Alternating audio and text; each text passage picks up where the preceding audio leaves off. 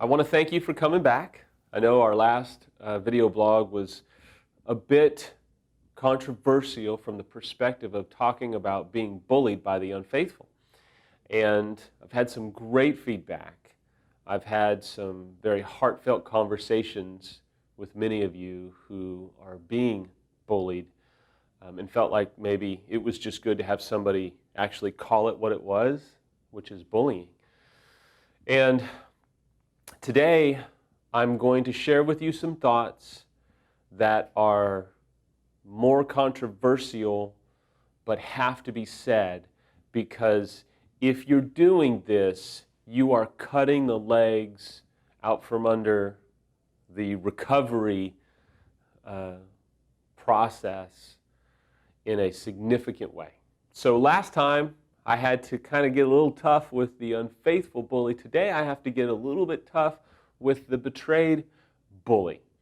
And all I ask today is that you hear this with an open heart. If you feel like, no, I am not ready to hear that, then I promise you, you're going to be angry, so let's just cut this one off and go to a different one.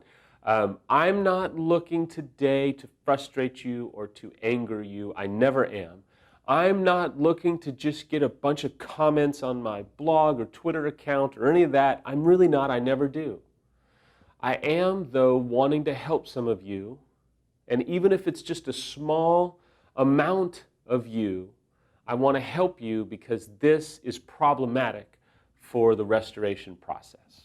You see, it is common to see a betrayed spouse bully the unfaithful spouse. Yes, I said that. It is common to see the betrayed spouse bully the unfaithful spouse. It looks like this. It looks like the betrayed who is constantly shaming or attacking or belittling the unfaithful.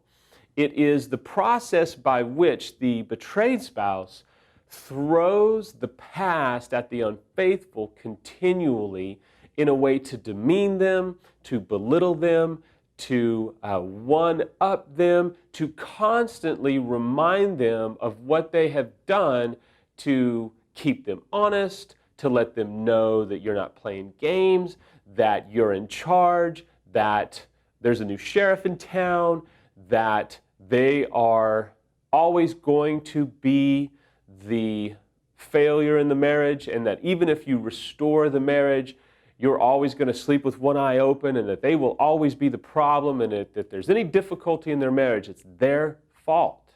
What the betrayed is doing in that moment is basically transmitting their pain. And Rick says this quite often: pain that is not transformed will be transmitted. And so what you're doing is you're taking your pain and you're transmitting it to them, meaning you are taking out your anger on them. You are trying to make them suffer. You're trying to make them hurt. You're trying to get back at them for the hurt that you feel.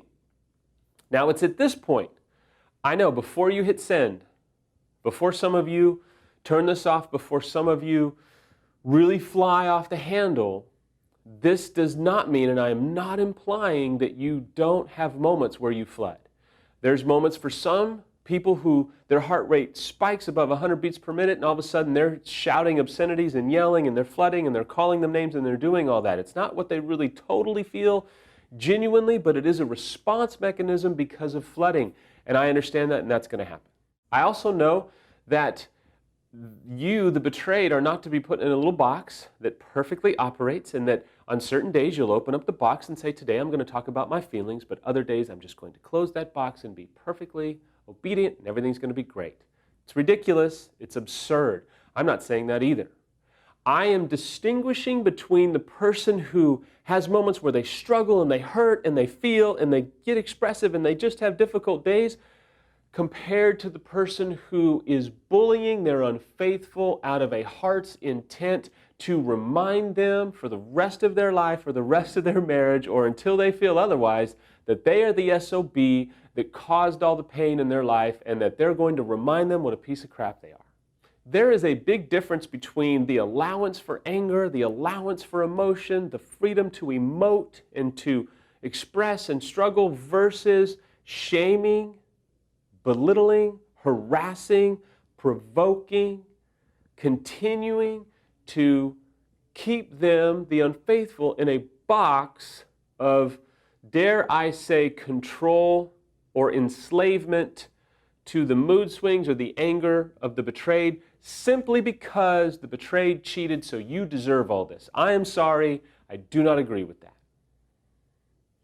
I do agree that the betrayed has to have freedom to feel and emote, and there's going to be moments where you struggle and you may fly off the handle and you may yell and scream, and that doesn't disqualify you, and that doesn't mean that you are a basket case. But then there's the swing where you go, okay, wait a minute, what's your heart's intent? Now, if you tell me that you have moments where you yell and shout obscenities and struggle or throw things or whatever, okay, great. But if that is a perpetual problem, where you are demeaning, belittling, harassing, provoking, shaming, continuing to do that, that is actually a pattern, and that is more of a bullying tactic than it is an occasional outburst or an occasional manifestation of your emotions getting the best of you. And I hope that you are seeing the truth and the heart in which I'm sharing to you today is not to shame you, but to help you identify between emoting and bullying. Here's some of the reasons it's so destructive. Number one, you're shaming them, and I'll tell you that most unfaithful spouses, even if they don't show it, even if they don't talk about it, are full of shame.